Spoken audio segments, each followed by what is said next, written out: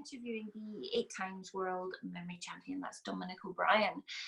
Dominic, the question I'd like to ask you today is, I hear a lot of people talking about photographic memory. Have you found any evidence that there is such a thing?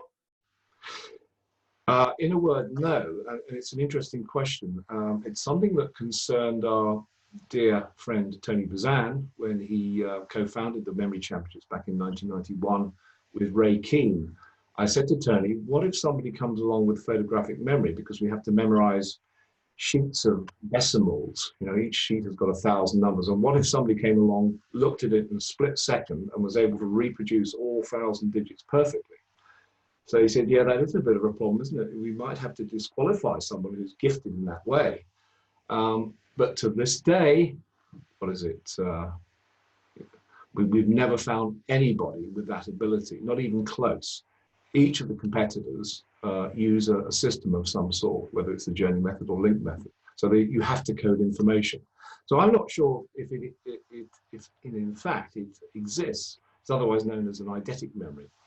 Now, the test for that is they show you an array of dots, a pattern of dots, which you look at for a few seconds. You have to memorize the arrangement. They show you another arrangement, I think they're red dots, and you have to marry the 2 images from memory in your head and come up with an image. Sometimes it's a letter. Now, I don't know anyone that's able to do that. I think the closest I've come to of anybody possessing a photographic memory is a guy called Stephen Wilshire. You might have heard of him. He's an artist. He's known as a savant. He could be flown in a helicopter above a major city, a city he hasn't been to before, like Tokyo or Hong Kong or London.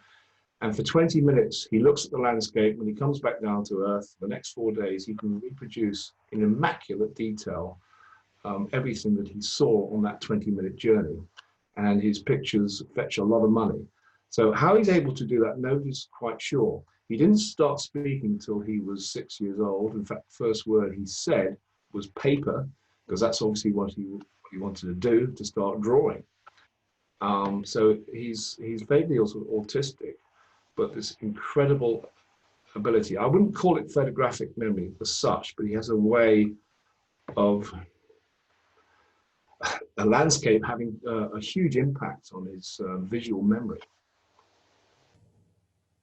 I can certainly say, as one of the arbiters for the World Memory Championship over the last 28 years, we haven't really seen anybody who's evidenced photographic memory. However, we've had lots of people claim that they could, but it hasn't stood up to competition standards or testing. But as always, we'd like to throw down the gauntlet. If you think you have photographic memory, then come along to one of the World Championships and prove to us what you can do. It would be fascinating to find somebody that does indeed have a memory that works in that way.